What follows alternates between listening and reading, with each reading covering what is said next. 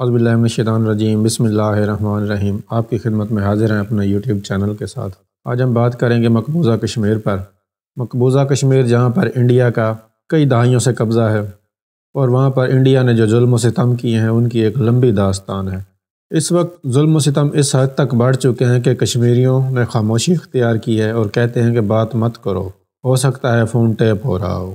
یہ حالات ہیں وہاں پر، یعنی کہ کشمیری لوگ اس وقت فون پر بات کرنے سے بھی ڈرتے ہیں کہ کہیں فون ٹیپ ہو اور ان کے لیے کوئی مسئلہ نہ بن جائے۔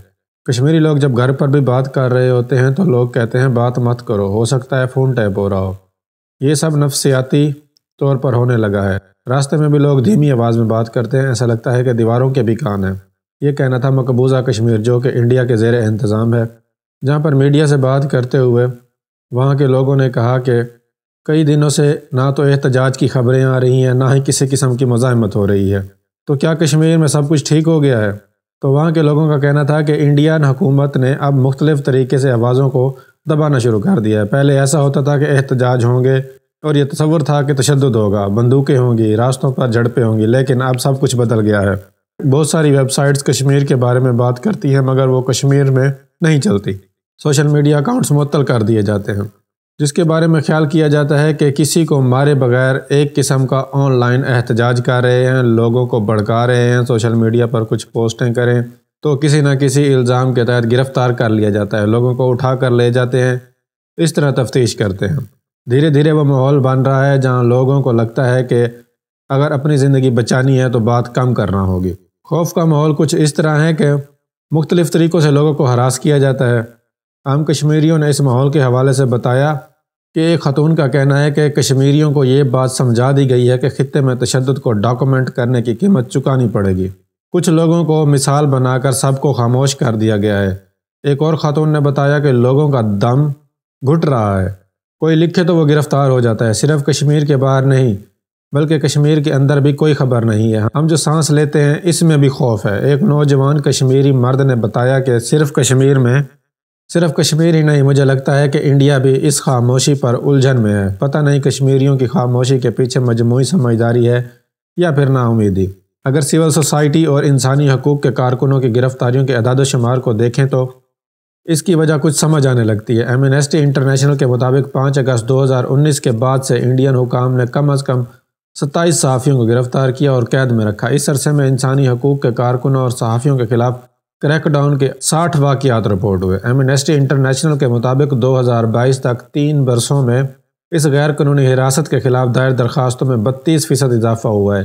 ان کیسز میں UAPA اور PSA جیسے متنازع قوانین کے استعمال کے شواہد ملے ہیں۔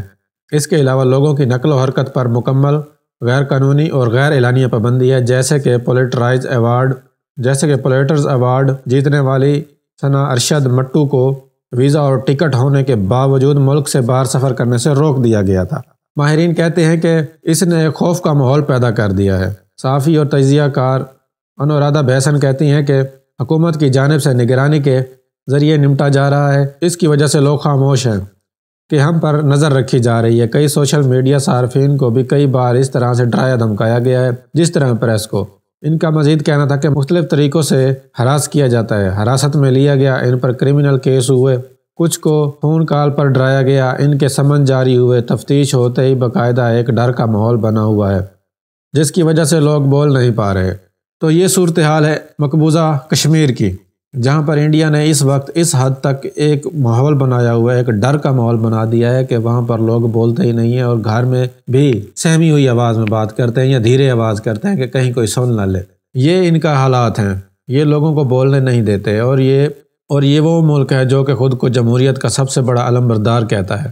کون سی جمہوریت ہے یہاں پر؟ جمہور کو ہی دبایا جا رہا ہے۔ جب جمہور کو ہی دبایا جاتا ہے تو پھر کون سی جمہوریت ہوتی ہے؟ جمہوریت تو جمہور سے ہوتی ہے، عوام سے ہوتی ہے۔ جب لوگوں کو صحیح طرح بولنے نہیں دیا جا رہا، جب لوگوں کے حقوق کو دبایا جا رہا ہے، ان کی مرضی کے خلاف قوانین بنائے جا رہے ہیں اور ان کو دبانے کے لیے قوانین بنائے جا رہے ہیں، تو یہ کون سی جمہوریت ہے؟ عالمی برادری کو یہ کبھی بھی نظر نہیں آتا اور نہ ہی کبھی نظر آئے گا، کیونکہ انڈیا نے کبھی بھی ان کو گھاس نہیں ڈالا اور نہ ہی انڈیا نے کبھی ان کی مانی ہے اور نہ ہی کبھی انڈیا نے ان کی سنی ہے۔ انڈیا نے نہ ہی آج تک کوئی UN کی قرارداد پر عمل کیا ہے جس میں واضح لکھا ہوا ہے کہ انڈیا کشمیری عوام کی مرضی کے مطابق فیصلہ کرنے کا پابند ہے، لیکن کئی دہائیاں گزرنے کے بعد آج بھی وہ قرارداد وہیں کی وہیں پڑی ہے۔ اللہ ہم پر رحم کرے، ہم مسلمانوں پر رحم کرے، ہمارے کشمیری بھائیوں پر رحم کرے جہاں انڈیا بہت ظلم کر رہا ہے۔ والسلام، ملتے ہیں اگلی ویڈیو میں۔